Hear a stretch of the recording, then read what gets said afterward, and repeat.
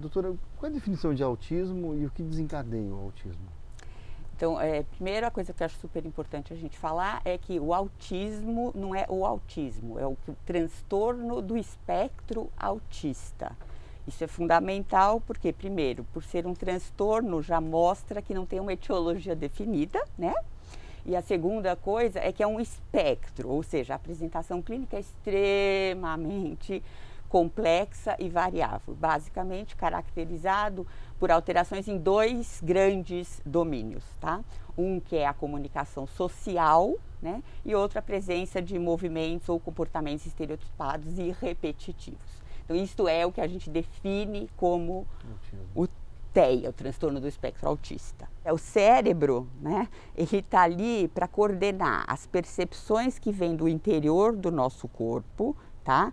Então, metabólicas e batimento cardíaco, velocidade de digestão e assim por diante, e ao mesmo tempo o que está acontecendo fora do nosso corpo, através dos órgãos dos sentidos, visão, tato e assim por diante.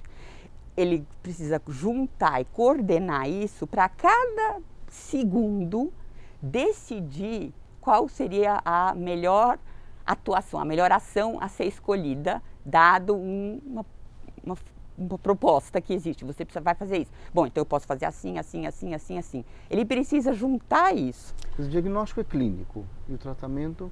O tratamento, basicamente, a gente tem que pensar que a gente tem duas vertentes, tá?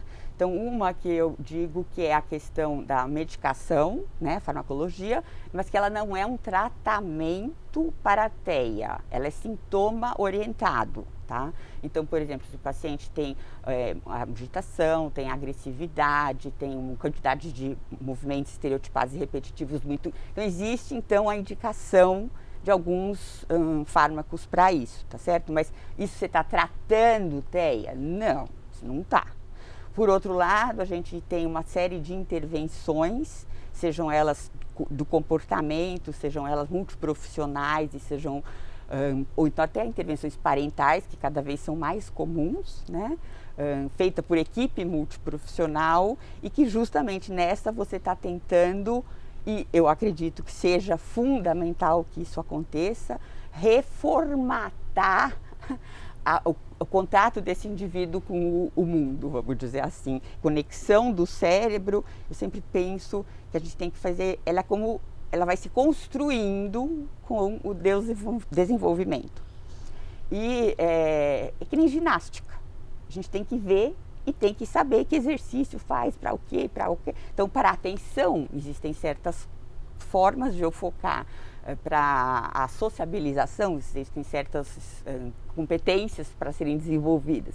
E isso tudo precisa ser trabalhado. A criança de 4 anos ou 8 anos, como é feito o diagnóstico na prática? O diagnóstico do TEA é clínico, não existe nenhum exame específico que a gente possa fazer. A gente sabe hoje que o TEA não começa com 4 nem com 8 anos, muito pelo contrário. Na verdade, é um transtorno que começa intraútero, tá certo? É um transtorno do neurodesenvolvimento muito bem caracterizado. E o mais importante é o diagnóstico precoce. Então, o ideal é que você consiga fazer esse diagnóstico no máximo no primeiro, segundo ano de vida. 18 meses seria um marco importante. Desde que seja feito o diagnóstico, o papel da escola deve ser extremamente importante, não?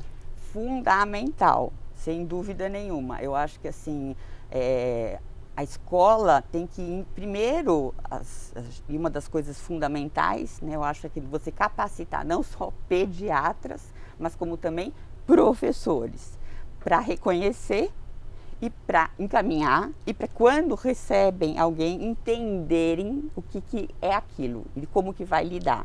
Porque existe certamente um monte de questões na aprendizagem que é diferente pela forma deste cérebro funcionar, tá? Então isso é fundamental, fora toda a questão de entender e lidar com a sociabilidade e a inserção daquela criança naquele na escola. ambiente que vai se refletir pro resto da vida.